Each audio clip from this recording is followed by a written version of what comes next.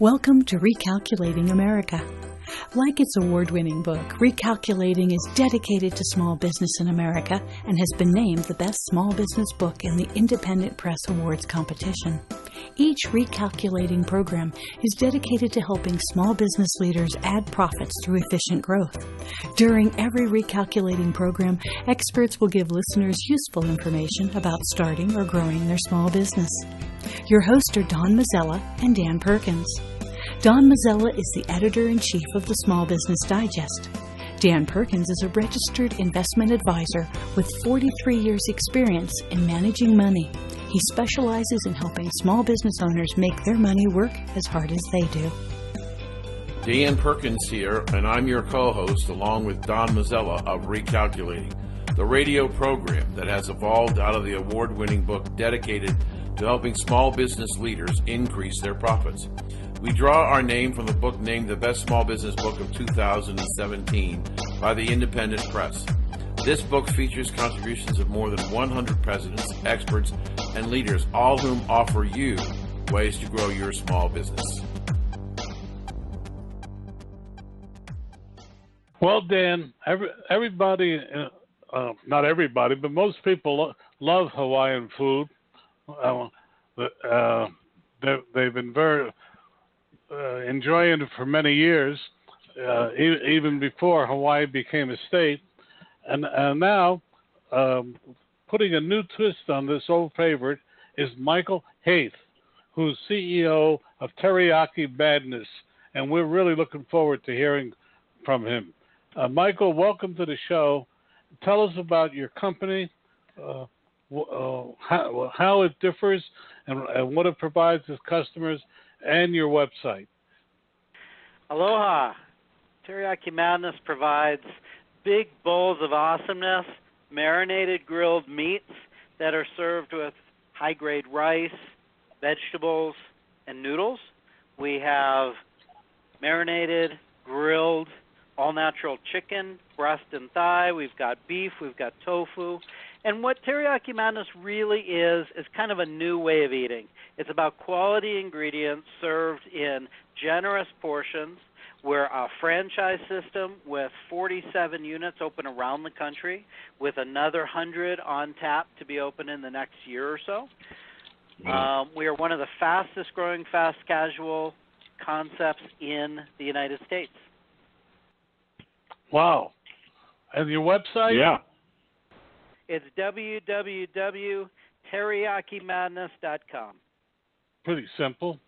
I guess my first question is, what's unique about your restaurants?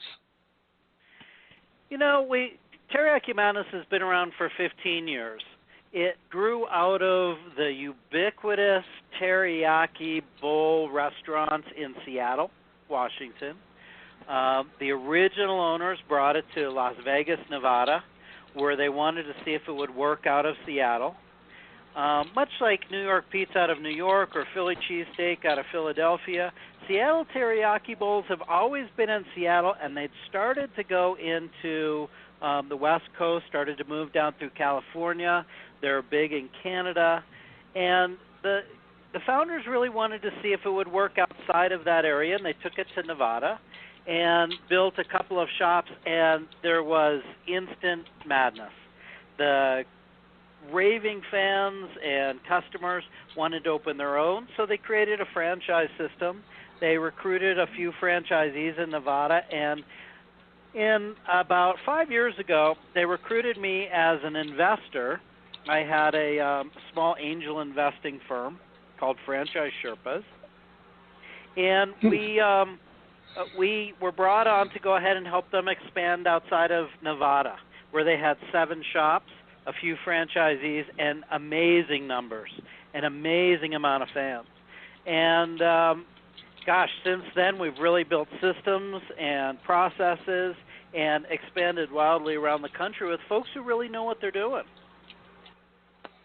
Dan, I'm sure you have a couple of questions. Absolutely. Michael, welcome to the show. Thank you for joining us today. I want to talk a little bit about what you talked about in the very beginning of the show when you talked about the the quality of the food. As a franchise manager, as you get further away from a span of control, how do you maintain product quality? That's a great question. It's really about simplicity. Simplicity allows everyone to follow a system and process that's so much easier. We've got a centralized supplier with Cisco. We work with Pepsi. We make sure that everyone who comes in really values the quality and the integrity of our products. And then we've got, believe it or not, what's really become one of the best ways to ensure that everybody's following our processes and systems is our customers. Our customers want all of our shops to be successful. And if they see a shop that's not following the typical recipes or the service parameters or the experience that we see in all of our shops, they'll let us know through social media, whether it's Yelp or it's Google or Facebook. So we get reports daily almost in rolling up all of our social media reviews, and all of our owners see them and all of our staff see them, and we all know how every single shop is doing every single day based on our social media reviews. So when you created an arrangement with Cisco, is Cisco your principal meat supplier? They do all of our supplies, yes. Okay. So that a franchisee who wants to buy into your franchise has to agree to use Cisco product in their stores. They do, and it makes sense because they have the consistency of the food and they get it for a great price. Do you find that some franchisors, and I've heard this many, many times before, as we grow the number of franchises we have, and I understand what you just said about your customers being a great check and balance to make sure you're doing things correctly, but do you reach a point of scale that it becomes much more difficult to manage the business? It actually becomes a bit easier because our customers know what to expect because they have experience with the brand. Our suppliers have more leeway because there's more inventory in stock for more of our teriyaki shops. And, above all, the franchisees really look out for each other. And if one franchisee is not staying at the same level as everyone else, everyone helps manage each other. Now, you talked about in your opening remarks with Don about the possibility of adding, and if I heard it correctly, perhaps 100 more stores? Within the next probably 12 to 18 months, yeah. What has accelerated from 15 stores in 15 years to adding 100 more stores in the next 12 months? Well, I actually bought out the founders about a year and a half ago with the express goal of expanding quickly. And we do that by bringing in an experienced team of people and really creating success for the franchisees. The vast majority of our expansion is our current franchisees acquiring additional shops and building out additional shops around the country. Yeah, that seems to be a typical process. You're not just a single franchise owner. Over time, you might have multiple, or maybe even a dozen or more. If it works, it works. So, yeah, it does. So, what is we're a small business show, and we're not only trying to help people who own small businesses make them more productive. We also like to think that we help people who are thinking about becoming small business people, starting their own business. And what does it cost for an individual to be a franchisee for you? Yeah, all in with cash, working capital, and building out the shop, and franchise support fees, and those kind of things. It's between $300,000 and $400,000, and typically we can get that financed with about a third down. And is there a significant disparity in that price based on location? That's exactly right. It depends on what part of the country it's in. Of course, it's going to cost more to build out a shop in Manhattan versus Topeka, Kansas. Is there a place, speaking of building out in Manhattan, I would think that would be a tough market to crack with a number of multicultural restaurants all over the city, thousands of them. But is there a particular, setting aside Manhattan, is in your analysis of where the opportunity, what's the ideal city for a franchisee? Well, what's very interesting is we do well in large cities where it could be a neighborhood that supports it. We're really an option for folks who want quality ingredients. So folks who work out want to get protein with vegetables, they'll come to Teriyaki Madness. For folks who want a big bowl of food that is out of the ordinary, they'll come to Teriyaki Madness. If there's a mother who really cares about what her kids eat, she'll come to Teriyaki Madness. There's not that many options outside of pizza, burger, sandwiches for folks to go ahead and get something with some protein that tastes delicious and it's easy to get to. So we'll do well in Great Falls, Montana, for example, where we just opened, or Bettendorf, Iowa, all the way to Los Angeles or Las Vegas or Denver, Miami. We are really kind of resonating with folks in all markets. So do you market yourself as, quote, Hawaiian food? We really don't. We really promote ourselves more as Asian fusion. They're really bowls of rice or noodles with Asian-inspired marinades and meats. We cut our own fresh vegetables every morning. We buy all-natural chicken. We grill that off, and we walk it to order. So everything is customized to order, and that's one of the things I think our customers value the most is quality ingredients customized for their needs. All of our sauces, 9 sauces, are made in-house, and they're all gluten-free. And are they all teriyaki based? Most of them, yes. There's yakisoba chicken, for example, which isn't teriyaki, but it serves a need. Kids order it for like chicken fingers in a fast food restaurant, or there's orange chicken, which has a different base. So we try and mix things up quite a bit, but everything is simple and it's all based on Asian flavors. And beef on your menu? Excuse me? Is there beef on your menu? There is. We serve a marinated steak that's got a Korean kind of flair to it, and it's one of our biggest sellers. It's interesting as a person. Don, how much time do I have here? We got 2 minutes before we go to our break. Okay. So, Michael, I wanted to ask you this question, and if you want to continue it after the break, we can do that. I'm fascinated with a franchisee who's got a specialty food that's looking for explosive growth. At the same time, another component in the food industry, people like Blue Apron, are bringing what they believe to be quality food to the house, so they don't even have to go. The people don't even have to leave the house to go. Do you find that interesting? I find it interesting, and I think it is a trend overall. One of our biggest pushes are takeout, of which we're 50% currently, and we've just moved into delivery over the last couple of quarters, and that's as much as 20% of our sales in our teriyaki shops around the country.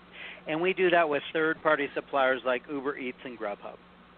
Right. I'm just curious about whether what component is that delivery of your growth, your sales?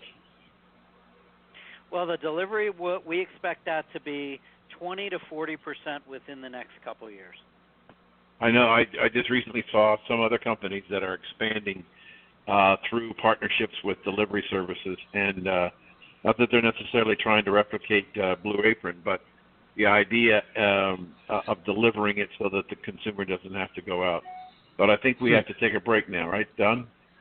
Yes, we do, Dan. We'll be right back after a word from our sponsor. Dan Perkins here with your Recalculating Small Business Tip of the Day. Have you ever tried to find someone to help you in a big box store? Your time is valuable, and if you have a question, you need someone to give you an answer.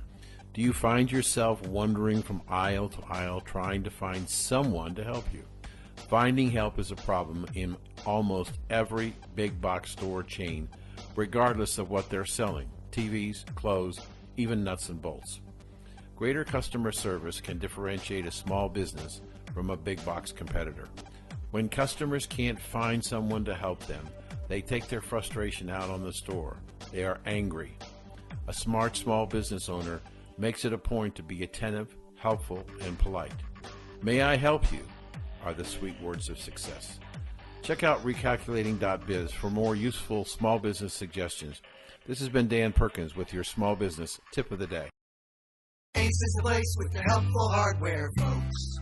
Ace is your neighborhood place for everything Yeti, from coolers to drinkware. And right now, for the first time ever, Yeti is on sale. During the Ace Memorial Day sale, save 25% on Yeti Rambler stainless steel drinkware. It's virtually indestructible and keeps drinks hot or cold for longer. So hurry into your local Ace and save 25% on Yeti stainless steel drinkware. Offer valid for Ace Rewards members only through June 4th. Excludes Duracoat colors and jugs. See participating stores for details.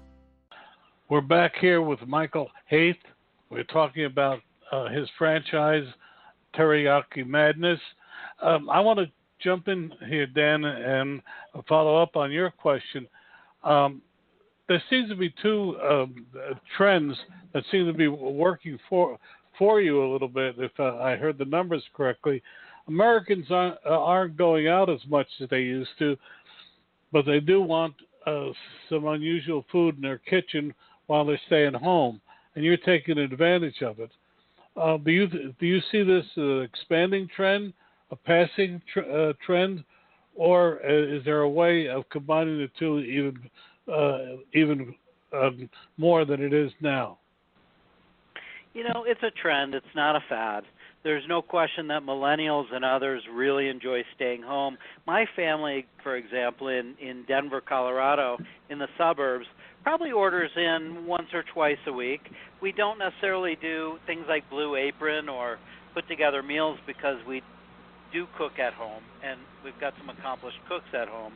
But one of the nice things about our concept is our food travels so well.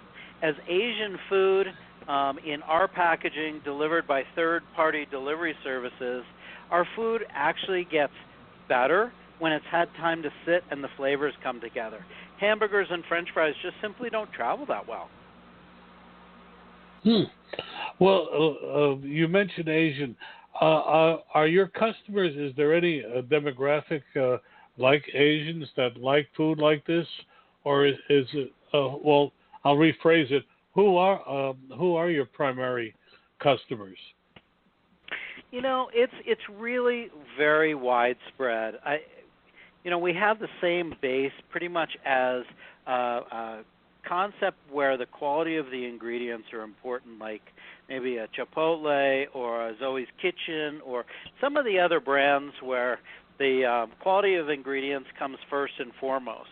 So once again, we get the big eaters because we've got big bowls of food. But we also get folks who want to make two meals out of our food. But it's really not as much demographics as it is psychographics, as folks who either want a big, flavorful meal or folks who really enjoy the quality of the ingredient. Well, I'm going to ask one more question and then turn back to Dan. But who buys your franchise, and why do they buy it? Yeah, that's a great question. So this is my third company. As I said, I bought it about a year and a half ago from the original owners. And one of the things that I like the most about franchising is it gives an opportunity for folks who have always dreamed of owning their own small business. Franchising gives them an opportunity to take their shot. And we really focus on that at Teriyaki Madness. We recruited really experienced, seasoned executives. And our goal was to create a curriculum, a process, training, management, and support for folks who have never been in business before, never mind not even being in the restaurant business. We let them know how difficult the restaurant business is, and we work with them to make sure that they've got what it takes for us to believe that they're going to be successful. And then we support the heck out of them for not only finding locations and building out their locations and hiring their staff and preparing the food and running and marketing their operation. We really work to make sure that they understand what being a small business owner is like on a daily basis and how difficult it can be. So we support them on all of the psychological and mental elements of running one's own business. In addition, one of the most satisfying things here is the recruitment of folks who have multiple other franchises. They've got multiple units, and they recognize the value of the business model and the profitability of the business. So we've got a mix of all kinds of people who are attracted to the franchise for a variety of reasons. Dan, it's all yours. Thank you. So the people who buy, it's to continuing that discussion, the people who buy the franchises, do they come from all walks of life, or do they have a commonality to them, either racially or ethnic, or are they just all over the place? There really isn't a commonality outside of a good work ethic. We will promise anyone that if they really give it 100% and they follow our operations manual, they've got a great chance of success. But we really take great pride in giving first-generation immigrants a shot. How do they take their shot at the American dream? How do we take someone who's always worked for a corporation, who's always dreamed of working their sweat equity and creating something for themselves? Those are the things that really attract people to Teriyaki Madness and really turn us on a daily basis, is helping folks really take their shot at owning their own business and being able to build it as large as they would like. One of the things that is somewhat difficult about running a franchise is that if you've never run a franchise before, they depend heavily upon you, the franchisee, to help them get started and keep their going. But it's not for everybody. And what do you offer, if anything, for somebody who says, this was a mistake, I am not cut out, I'm not willing to put in, 18 hours a day, 6 days a week. They're disappointed. That's a terrific question. We really put a lot forth in helping folks transition out. The nice thing about being part of a franchise system is you've got a built-in peer group of folks who are looking to expand, and they can buy out one's business that they don't want to run anymore. And we'll also go ahead and show them how to do a resale, or in some cases we'll even buy the shop back and we'll run it ourselves. So, go ahead, Don. I was just going to ask you, what does it cost for a franchise? So all in, it runs between $300,000 and $400,000. The franchise fee is based on what package one buys. We've got a lot of folks who want to build more than one unit. It's $45,000 franchise fee for one. It's $99,000 for three. And then we've got a lot of territories being negotiated currently with experienced folks who just want more. And we'll work out what that territory is to make it fair for everyone. Back to you, Dan. I just had that one question come across the desk. Sure. And I just want to follow up is when somebody buys a franchise from you for Teriyaki Madness, what is their protected area? Do you do that? Well, we do that for the larger territories, for the folks who want to buy in and get 5 or 10 of them. We've got a build-out quota. So they've got a development schedule that they need to fulfill. But for the most part, what we do is we find a fantastic location and we agree to what their protection around their teriyaki shop should be. And that's anywhere from 1 to, in sparsely populated areas, maybe 5 or 10 miles. So when you look at a franchisee or a potential franchisee, what are you looking for? What are the traits that do you spend a lot of time interviewing a potential franchisee? And if so, what are you looking for? So I'm going to answer that very definitively. Coachability. We're a franchise system that very much values what people bring to the table, what experiences they have, what strengths they have to bring to the community. But we're looking for someone to match the culture. Do they match the Teriyaki Madness community? And coachability. Are they willing to go ahead and follow a proven operations manual that's been built out over the last 15 years?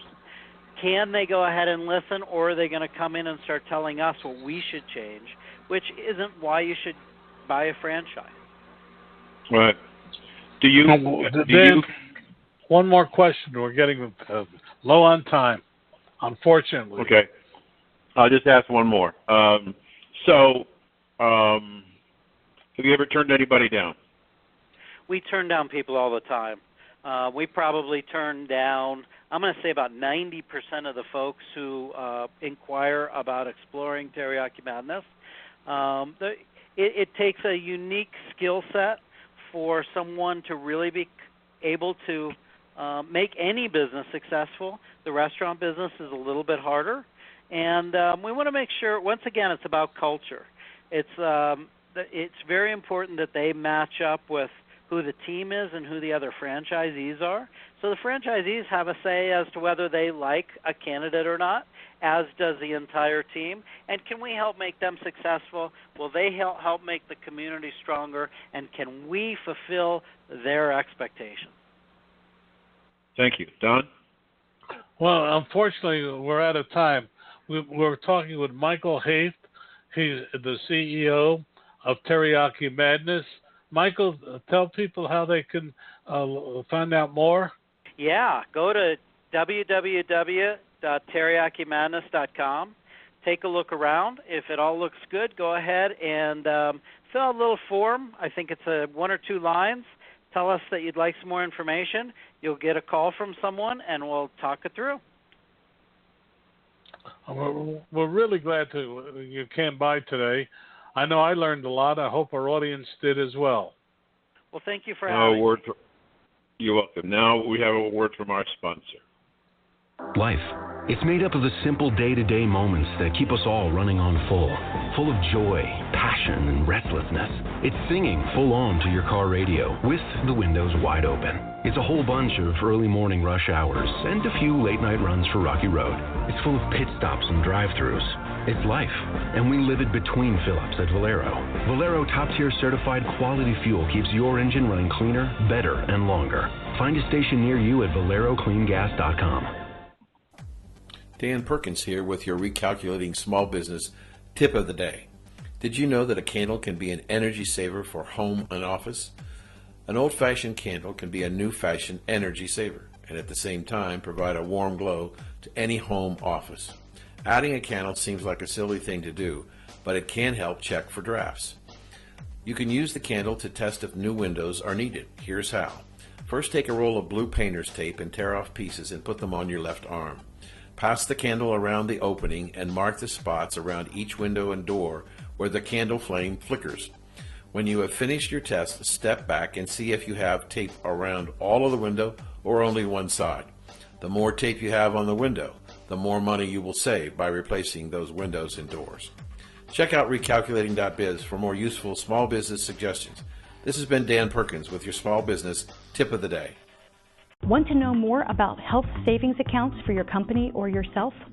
Go to 2hsa.com and get a free employer's primer. Health savings accounts are a cost-effective way of offering health care benefits to your employees and yourself. HSAs build retirement funds for your employees improve morale, and reduce your health care benefit cost. For a free employer guide to HSAs, go to 2hsa.com.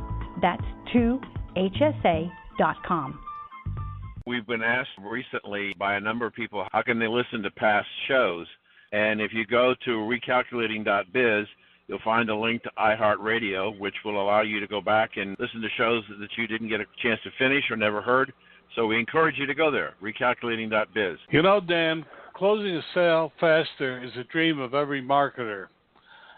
I'm really glad today because we have with us John Asher, whose new book is called Close Deals Faster, the 15 Shortcuts of the Asher Sales Method. I like his modesty, but I know his system works. John, welcome to the program. Hey, great to be with you guys. Okay. Tell us about your company, about your book, and where people can find more information before we do anything else. Well, the website is www.asherstrategies.com. We're really focused on three things: helping people figure out how to get the right salesperson by using an aptitude assessment that's got correlation studies behind it, so it's predictive of job success. Number 2, sales training. And number 3, helping companies with sales and marketing process help. So those are the three things we're really focused on. But what are the basic principles that you espouse in your book and in your seminars? Well, we've essentially taken the best from 300 sales books, 15 global sales training classes, integrated, gotten rid of the chaff and the weak stuff, only using the strong techniques, overlaid it with the latest neuroscience studies, and have come up with 10 fundamental sales skills that are required for sales success. And the first 8 are about getting a new customer. The 9th is how do you take care of the customer once you get them. The 10th is how to ask for referrals. And then within the first 8, it's a new deal, there are 15 known shortcuts to make it happen faster. Well, I'm going to jump in with one question and then turn it over to Dan. But I was always told the first rule for closing a deal is to make sure the customer talks more than you do. What do you say to that? I didn't quite get that. The customer does what more than you do? The customer talks more than you do. Oh no, absolutely agree. There's this revolutionary new concept, and it's called listen to the customer. So the great salespeople are actually the great listeners, not the great talkers. That I agree. So that's one of your. So how does that fit into what you're saying in your book? Well, there's these 10 skills. The first 8 are in the order that they're used to get a new customer. And the 5th skill is called ask the right questions and listen. And one of the 15 shortcuts is called being a perfect listener. So the 3 techniques allow us not to be good, not to be great, not to be outstanding, not superior, but perfect. In other words, at the end of a needs analysis, the buyer will say, you know, you've got a perfect understanding of our needs. You've actually helped me understand what we really need. This has been such a great collaboration. Thank you so much. Wouldn't it be great to hear that for the next set of buyers we listen to? Oh, very definitely. So the average salespeople are usually halfway decent at listening, but the perfect listeners use 3 techniques. They, of course, totally focus 100% on the buyer's point of view by listening to the buyer without getting into talk about what they can do, although it's very tempting from all these neuroscience studies. Second, they will ask permission to take notes and take notes. And there are 8 reasons to take notes, 5 based on neuroscience, 6 reasons to ask permission, 4 of the 6 based on neuroscience. And when they think they've really understood what the customer wants, they'll use the 3rd technique, and that is summarize and feed it back to the customer as many times as it takes for the customer to say, yep, you got it. So average salespeople use the first technique, usually pretty well, listen to the customer. But the top salespeople use the second two. And we've trained with 2,100 companies over 20 years, and just average data from these companies. If you take salespeople that have been doing okay, but they haven't been asking permission to take notes, they haven't been summarizing and feeding it back until they get it right, and they start doing it, you'll see this 30% increase in sales just because of that one shortcut. So there's 15 of those shortcuts. That's one of them. Dan, it's all yours. Well, thank you, Don, for bringing this interesting gentleman to our show. Mr. Asher, I spent and continue, I'm a registered investment advisor with 43 years of experience, and I worked on Wall Street in the big corporate offices for many years before I went out on my own. And, John, I trained a lot of brokers all over the United States with various brokerage firms in my perception of the selling process. And I believe that asking questions that discovers information is incredibly valuable in a successful sales outcome. And what I used to say to people who are new salespeople, if you want to find out what it's like to ask questions and discover information and not impose your will on the customer, go watch videotape of Johnny Carson and Barbara Walters. Those two people were consummate question askers who came to the table with little or no agenda, and we know very little about them even today, because in their technique, it was more important to discover information about the customer than it was to tell the customer how good and great I am. So I totally subscribe to the idea of making sure that you ask questions that create discovery of the customer and then shut up and listen to the answer, because it may lead you to an important question which will eventually lead you to a sale. I'm amazed at the number of people that are reluctant to ask for the order in the sales business. Do you find that true? I do. And just to follow up on your listening technique, you know, the latest neuroscience studies, Harvard, SoCal, et cetera, where they actually put these mini MRIs so you can map what's going on in the brain. We know now that almost all decisions are made by the emotional brain. And most of the listeners have heard, I'm sure, some version of this. We decide on emotion and we justify with logic. And what it basically means is, as a salesperson, you can have great stuff, great quality, reasonable prices, great follow-up service. But if a buyer's trying to decide between three companies, and they all have that, which one do they choose? And, of course, the answer is the one they make the best emotional connection with.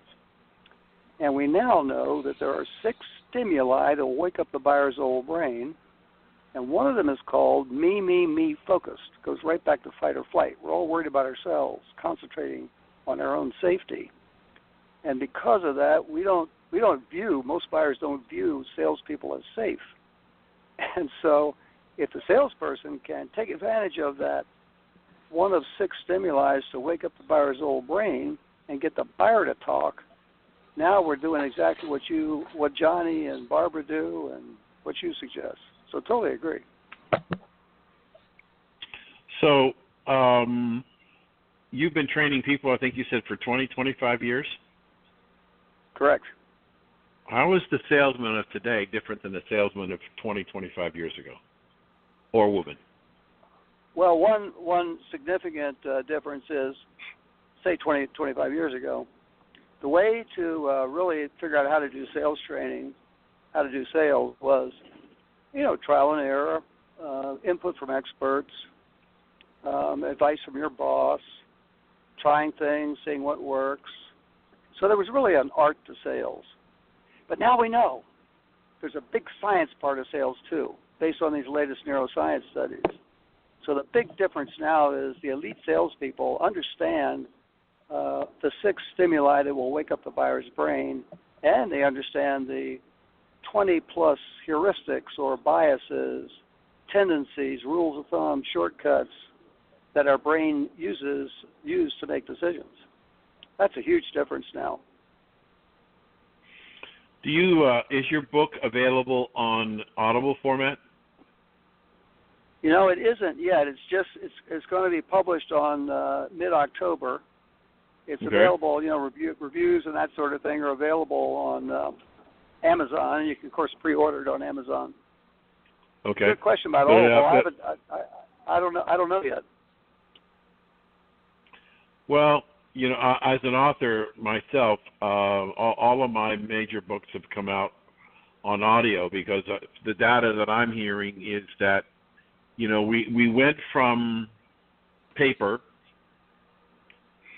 then we went to Kindle, and there were some people who were reluctant to go to Kindle because they liked the feel of turning the pages.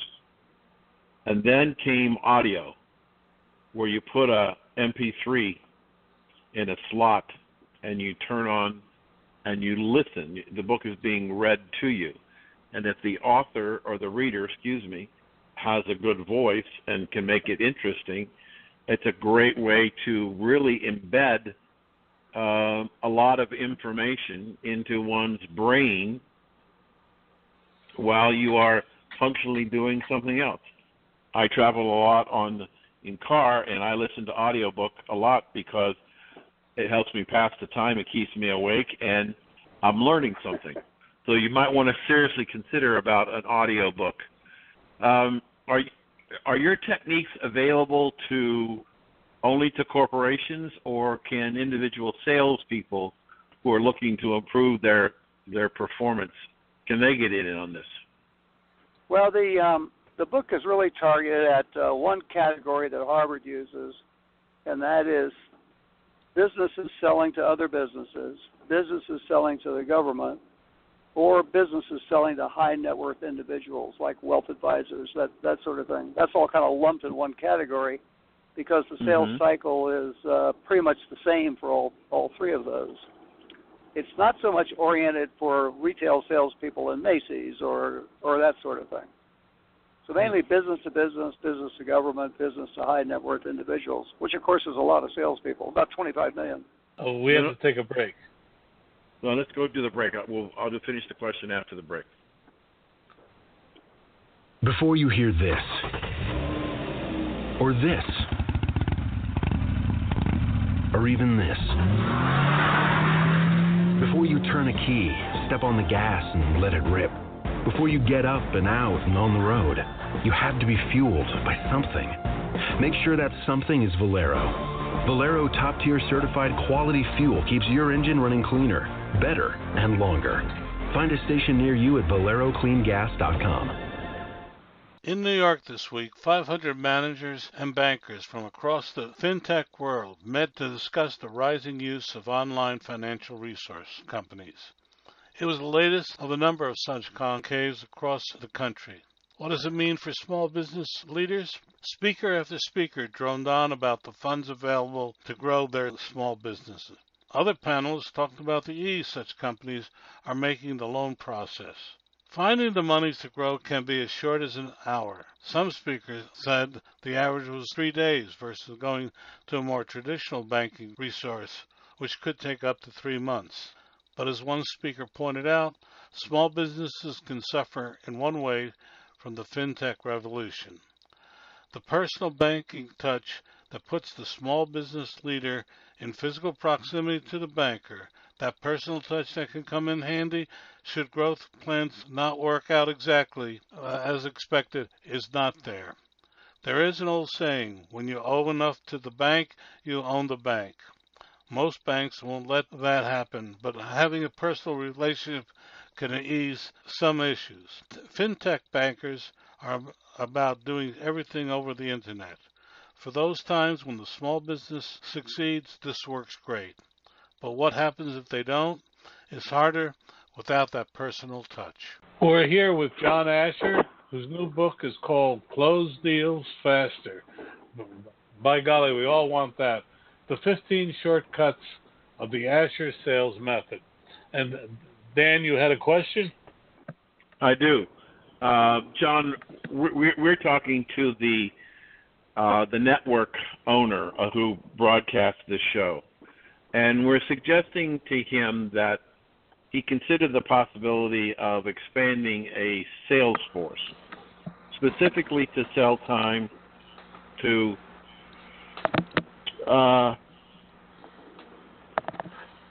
guests who have been on some of his programs.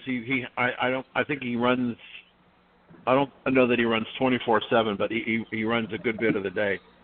And so we're talking about a radio network hiring a person to sell time to individuals who may or may not have been on the network, but might benefit from being on the network. So that's kind of a real specific challenge, or is it no different than anything else, John? I don't think it's a lot different. And if you're going to hire that person, if you go to our website, we have about 150 public one-day sales training classes all around North America, where people are any salesperson can go and get the benefit of the Close Deals Faster, 10 Skills, 15 Shortcuts. And that's a one-day seminar? It's a one-day seminar. One coming up in D.C. tomorrow. It's $695 a seat, and it includes a sales aptitude assessment, which gives the participant where their strengths and weaknesses are from an aptitude standpoint, and about an hour discussion on how do you stretch your personality when you need to for better results. Yeah. So this is an all-day event? All-day event. And you have them all over the country? All over the country, typically once a quarter in the major cities. Okay. All right. Can I jump in here and ask him, John, a question? Sure. One of the most interesting experiences I had in the publishing area was I hired. I was given a very difficult assignment of taking an information product and trying to figure out how to sell it into businesses. I won't mention the company or the product. And I made a then radical decision of hiring 4 newly divorced women to be the sales force. And within a year and a half, they were the number 1 sales unit in the entire company. And actually, I got all kinds of kudos for it, but all I did was hire them and just point the way. And I learned from that high motivation is a key to success. What do you say to that, John? When you watch the elite salespeople, there are 5 things operating together in the perfect storm for sales. One is product knowledge. And that is when people have a lot of product knowledge, it gives them power, it gives them confidence. And many buyers now, and since the world's going so technical, would much rather deal with what's called an SME, subject matter expert, sometimes called a sales engineer, with deep technical knowledge, rather than a salesperson with shallow technical knowledge who they know is just trying to sell them something. So the first of 5 factors for success is having great product knowledge. Second is having a natural talent for sales. And one of the 9 basic traits is called intensity, drive, goal orientation, fire in the belly, whatever you want to call it. And of course, for salespeople to be successful, they got to have that natural desire to make sales. The third is selling skills, like the perfect listening that I chatted about before. The fourth is motivation. And the fifth is sales and marketing processes that the company has to support the sales force. So the 2 aspects of motivation are, the first is the fire in the belly, part of our natural personality. And the second is, what's our current motivation based on what's going on in life? And as you said, you hired for recently divorced women, it doesn't matter whether they were women or men, actually. If you're recently divorced, you need more money, right? You don't have as much money as you had when you were married. So that current circumstance in your life can drive you to work harder and longer and make more sales. Well, can I go a little further on that? You said earlier in this conversation that we now believe it's how did you put it? Emotion makes the sale, and then you use logic to justify it. But you mentioned all the four other things that you should have, and what as I heard you, I was thinking back, and these women really got to know the product, really got to know how to sell it. But is there a feeling that women can do certain types of selling better than men? Well, there's all kinds of politically incorrect facts. I'll give you just a couple. Example, because of the way our brains are wired, women can naturally read body language and men don't. So men have to learn how to read body language. And that's particularly useful in closing because knowing when the buyer's ready to be closed, ready to make the sale, is a combination of the dialogue, the conversation, and the body language. And the body language is the true signals. So women have a natural advantage in closing. Another aspect of it is women actually take business more serious than men. So men will typically use sports analogies all throughout business and kid each other and use humor and that sort of thing. Whereas most women, you can't just stereotype everybody, but most women are much more serious about business. And so humor doesn't go over quite as well with women in business. So there's a number of differences. I just going to say another difference between men and women is it can be industry specific. Some women naturally fit into some areas like financial, HR, than men, and men naturally fit into some industries like heavy industrial products than women, or selling to a shipyard or a submarine or that sort of thing. So it's not like men or women can't sell into those other areas, but they just naturally gravitate towards certain areas. Yeah, very true. Well, we have about 5 minutes left. What are two or three things you'd like to tell our audience about your book and about selling that you think are key and that they should know? Well, there's a couple things. One is of the first 8 skills to get a new customer, the weakest for all salespeople is closing, knowing how to close the deal. And there are 6 closing principles, all have neuroscience behind them. There's data behind them for the big sales institutes.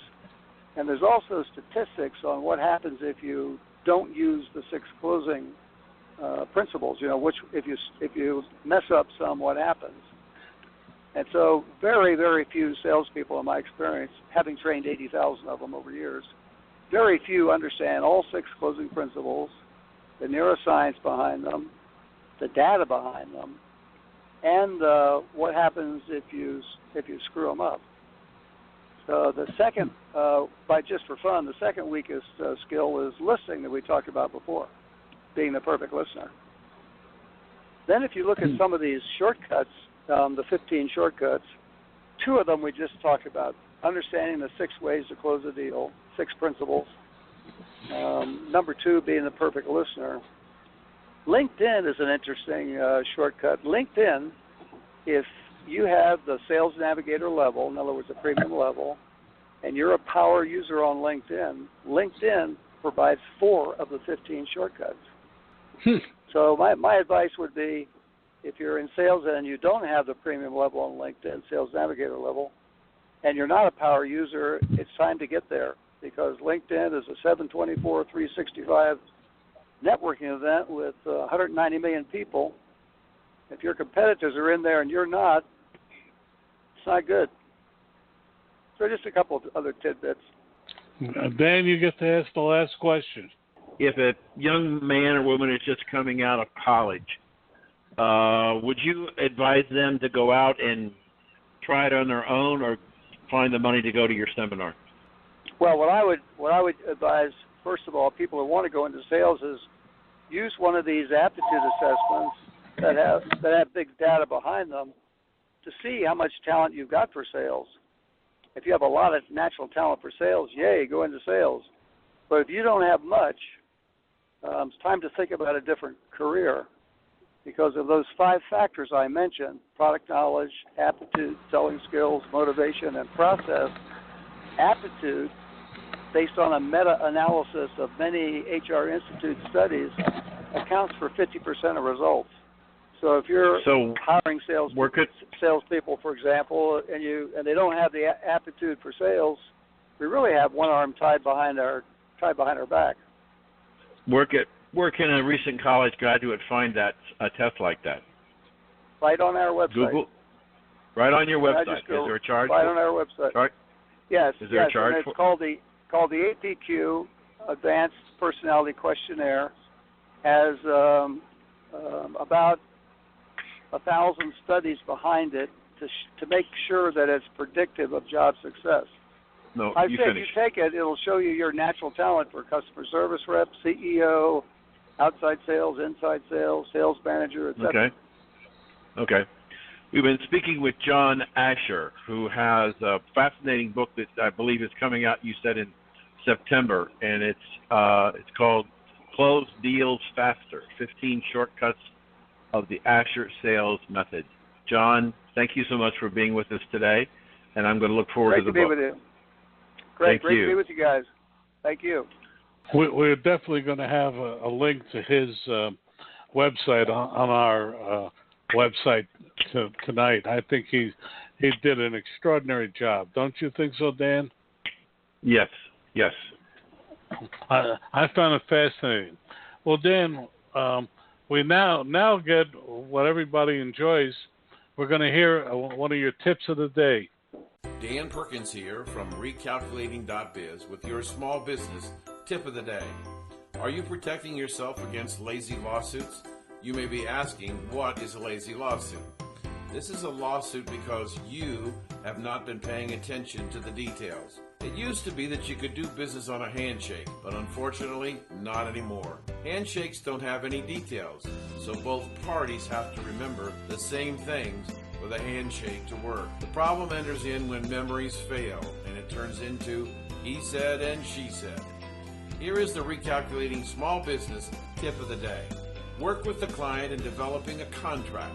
That way your customer will be putting in writing what he expects you to do and when the job is to be completed.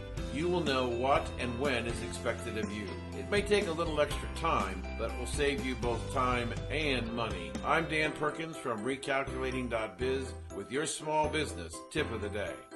Want to know more about health savings accounts for your company or yourself?